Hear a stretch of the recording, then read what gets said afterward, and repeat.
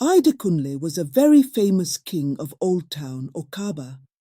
He was frequently at war and was always successful, as he was a most skillful leader.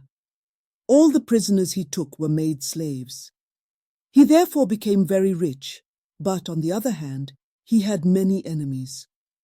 The people of Itu in particular were very angry with him and wanted to kill him, but they were not strong enough to beat Adekunle in a pitched battle, so they had to resort to craft.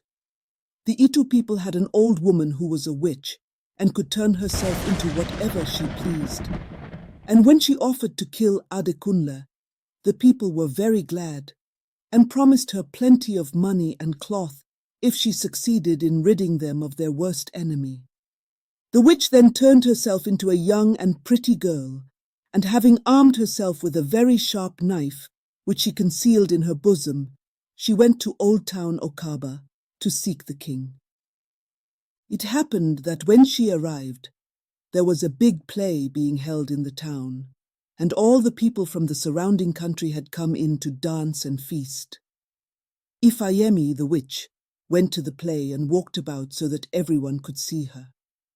Directly she appeared, the people all marveled at her beauty, and said that she was as beautiful as the setting sun when all the sky was red. Word was quickly brought to King Adekunle, who, it was well known, was fond of pretty girls, and he sent for her at once, all the people agreeing that she was quite worthy of being the king's wife.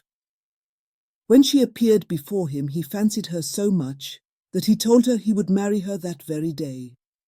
Ifayemi was very pleased at this, as she had never expected to get her opportunity so quickly. She therefore prepared a dainty meal for the king, into which she placed a strong medicine to make the king sleep, and then went down to the river to wash. When she had finished, it was getting dark, so she went to the king's compound, carrying her dish on her head, and was at once shown in to the king, who embraced her affectionately. She then offered him the food, which she said quite truly she had prepared with her own hands. The king ate the whole dish and immediately began to feel very sleepy, as the medicine was strong and took effect quickly. They retired to the king's chamber, and the king went to sleep at once. About midnight, when all the town was quiet, Ifayemi drew her knife from her bosom and cut the king's head off. She put the head in a bag and went out very softly, shutting and barring the door behind her. Then she walked through the town without anyone observing her, and went straight to Itu, where she placed King Adekunle's head before her own king. When the people heard that the witch had been successful and that their enemy was dead, there was great rejoicing, and the king of Itu at once made up his mind to attack Old Town Okaba. He therefore got his fighting men together and took them in canoes by the creeks to Old Town, taking care that no one carried word to Okaba that he was coming.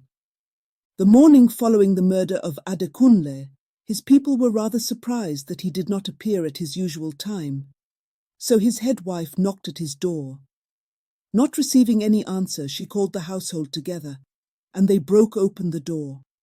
When they entered the room, they found the king lying dead on his bed, covered in blood, but his head was missing.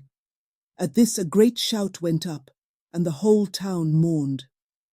Although they missed the pretty stranger, they never connected her in their minds with the death of their king, and were quite unsuspicious of any danger, and were unprepared for fighting. In the middle of the morning, while they were all dancing, crying, and drinking palm wine, the king of Itu with all his soldiers attacked Old Town, taking them quite by surprise.